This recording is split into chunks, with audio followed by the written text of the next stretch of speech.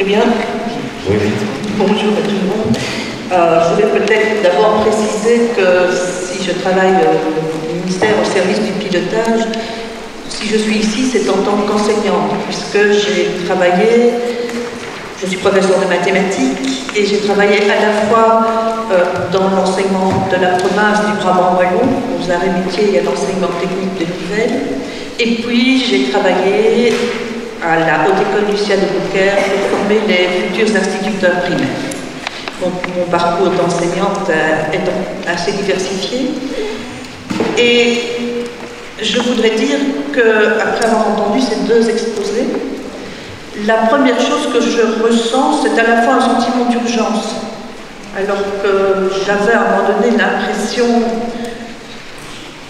que entre mon début de carrière et maintenant, les choses avaient bougé, et tout d'un coup, là, je suis en train de me dire, mais finalement, quand j'entends les envies des jeunes, quand j'entends les représentations des jeunes, je me retrouve exactement comme je le pensais, moi, quand j'étais dans le secondaire.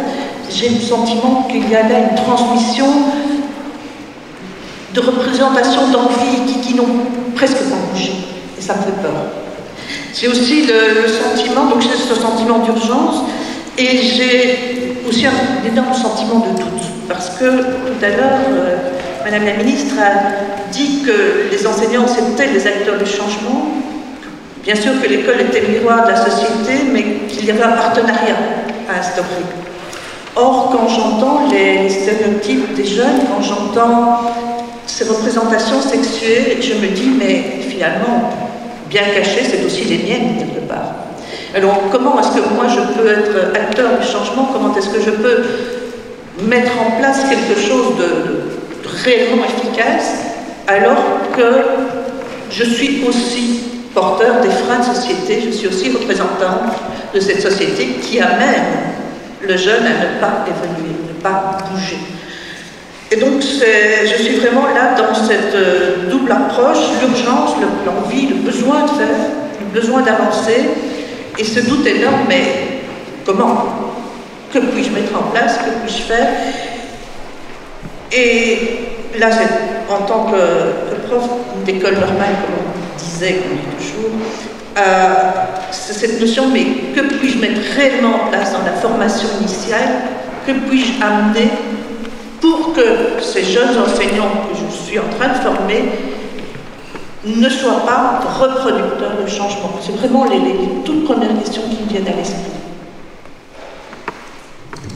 Mesdames, on peut peut-être commencer avec celle-là, puisque elles sont venues à l'esprit de notre discutante. Qui veut se lancer? Madame Bernier, je vais vous donner le micro ici. Vous savez ce qu'on va faire? Vous allez vous partager celui-là, et puis moi je vais aller dans la salle.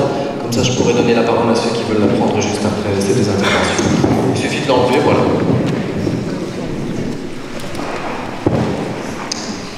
Ben, c'est une grande question, et ça reste une grande question pour les chercheurs, même pour ceux qui étudient cette question depuis des années, parce qu'on sait que la question elle est multiple, elle doit être traitée à tous les niveaux, et comme vous l'avez bien dit, elle nous implique tous, même les chercheurs en tant que... Mettez bien le micro devant vous. Pardon, même les chercheurs en tant qu'être humain, je veux dire.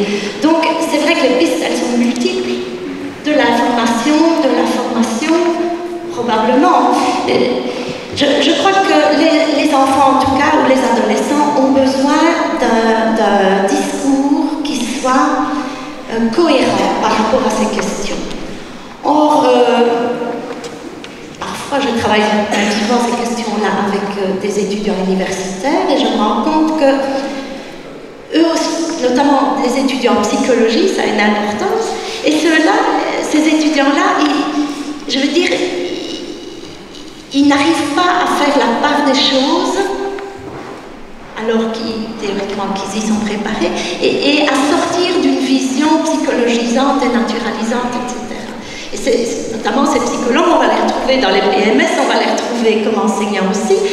Ça, c'est quelque chose qui me questionne énormément. Alors, par rapport à ce que tu as dit, Annie, ce résultat selon lequel les jeunes avaient dit qu'ils avaient beaucoup de réticence, a priori, à mettre leurs enfants dans les structures de garde. Il faut savoir que j'ai fait un séminaire une fois sur cette question-là avec des étudiants de psycho et de pédagogie et qui arrivaient avec ce même stéréotype. Et quand j'ai interrogé il y a plus de filles que de garçons, mais ces étudiants sur leur passé en tant qu'enfants, mais la moitié, plus de la moitié avait connu une mère au foyer, n'avait jamais mis les pieds dans une crèche, par exemple. Donc, je crois que l'information doit dépasser la question des inégalités, mais comme tu l'as dit, bien essayer d'envisager, de reprendre à zéro, je veux dire, ce qu'est une société, ce qu'est le vivre ensemble, et ce que sont les différents paramètres possibles, parce que, comme tu l'as très bien dit, ils n'ont pas pensé qu'on pouvait faire 75-75. Ben oui, parce que on est tous avec, je vais dire, cette vision un peu étriquée des possibles.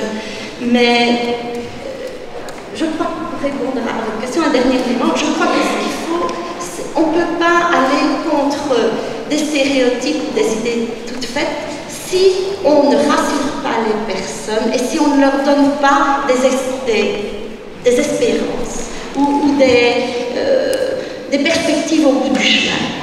Et ça me semble quelque chose de très important qui n'a peut-être rien à voir directement avec la formation et l'information, mais les jeunes garçons que j'ai interrogés à travers les réponses aux différentes questions, mais ils montraient bien, je vais dire, ce désarroi face à une société qui, à la génération précédente, donnait, notamment grâce au diplôme, accès à un emploi, à une carrière, etc., et qui aujourd'hui les laissait perdants. Donc, travailler cette question de donner de l'espérance et de permettre à chacun d'être gagnant dans les choses qui sont discutées, ça me semble quelque chose d'important.